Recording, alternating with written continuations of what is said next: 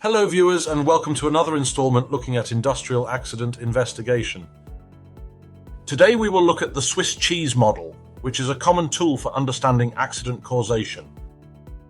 Please sit back and enjoy this short session. James Reason's Swiss cheese model provides a powerful framework for understanding how accidents occur in complex systems.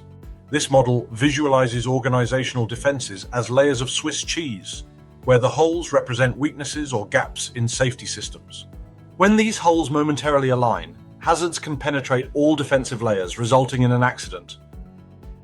The brilliance of this model lies in its ability to show how multiple small failures must typically align for a serious accident to occur. Each layer of defense, whether it's engineering controls, administrative procedures, or personal protective equipment, has its own weaknesses or holes.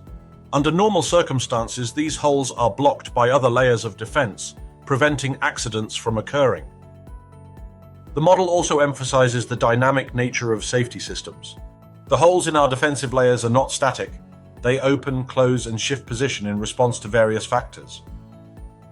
Changes in workplace conditions, variations in human performance, modifications to procedures or equipment, organizational changes, and external pressures all influence the size and position of these weaknesses. Understanding this dynamic nature is crucial for maintaining effective safety systems. It highlights the need for continuous monitoring and adjustment of safety measures rather than assuming that once established, they will remain effective indefinitely. By applying the Swiss cheese model, investigators can analyze not just the immediate causes of an accident, but also the underlying systemic issues that allow those causes to align and result in an incident. Let's take a look at uncovering immediate causes versus underlying conditions. When investigating accidents, it's natural to focus first on immediate causes, the readily apparent factors that directly contributed to the incident. These might include an operator's mistake, malfunctioning equipment, or a clear procedural violation. While identifying these immediate causes is important, it represents only the first layer of investigation. Focusing solely on immediate causes can lead to superficial solutions that fail to prevent similar accidents in the future. For example, if a worker falls from scaffolding, the immediate cause might appear to be their failure to use proper fall protection equipment. However, this surface-level analysis misses the deeper systemic issues that may have contributed to the incident. Beneath these surface-level factors lie underlying conditions, systemic issues that create an environment conducive to accidents. These underlying conditions might include inadequate safety training programs, unclear procedures or expectations, poor maintenance schedules, or insufficient resources allocated to safety. A culture that implicitly prioritizes speed over safety, inadequate supervision, communication breakdowns between shifts or departments, and production pressure that encourages risk-taking all represent underlying conditions that can contribute to accidents. These underlying conditions often remain dormant until they combine with active failures to produce an accident. They represent the organizational and systemic weaknesses that make accidents more likely to occur.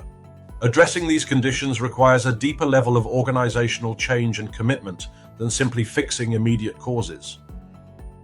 Delving deeper into the accident's context reveals a more complex web of underlying conditions that set the stage for the immediate causes to occur. These systemic issues permeate the organization's culture, processes, and practices, creating an environment where accidents are more likely, even if they don't directly cause them. Consider a scenario where a worker falls from a scaffolding. The immediate cause might be identified as the worker's failure to use proper fall protection equipment.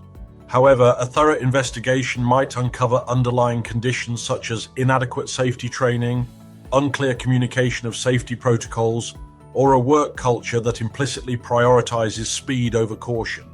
These underlying conditions create an environment where safety violations become more probable, even if they don't directly cause any single accident.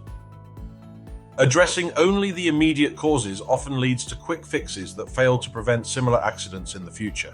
For instance, in the scaffolding example, simply disciplining the worker or reiterating the importance of using fall protection equipment might seem like a solution.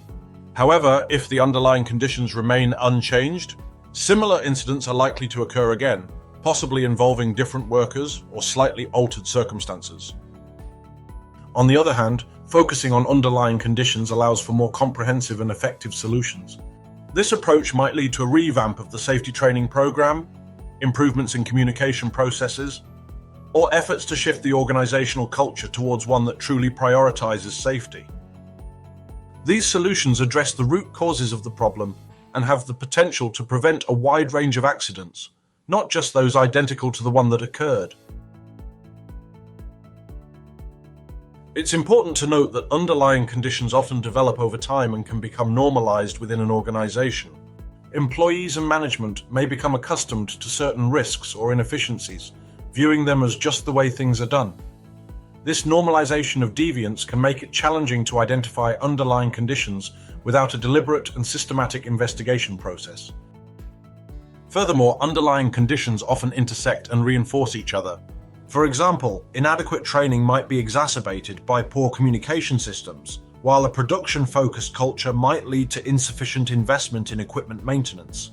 Understanding these interconnections is crucial for developing holistic solutions that address the full complexity of the situation. Uncovering underlying conditions requires a different approach than identifying immediate causes.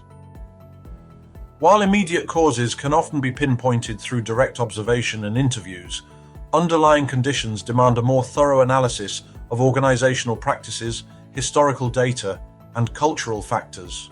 This might involve reviewing past incident reports, analyzing trends in safety metrics, conducting anonymous surveys, or bringing in external experts to provide an unbiased perspective. Ultimately, the goal of distinguishing between immediate causes and underlying conditions is to move beyond a reactive approach to safety and towards a proactive one. By addressing underlying conditions, organizations can create resilient systems that are less prone to accidents, rather than simply responding to incidents as they occur. This proactive approach not only enhances safety but can also boost efficiency, improve employee morale, and strengthen organizational culture. In conclusion, while immediate causes provide important information about how an accident occurred, it's the identification and addressing of underlying conditions that truly hold the key to preventing future incidents. By broadening the scope of accident investigations to include these systemic factors, organizations can develop more effective, long-lasting solutions that create genuinely safer work environments. Well, that's enough for part 1. Join me next time where we will continue by looking at evaluating the role of human factors in accidents. Thank you for watching.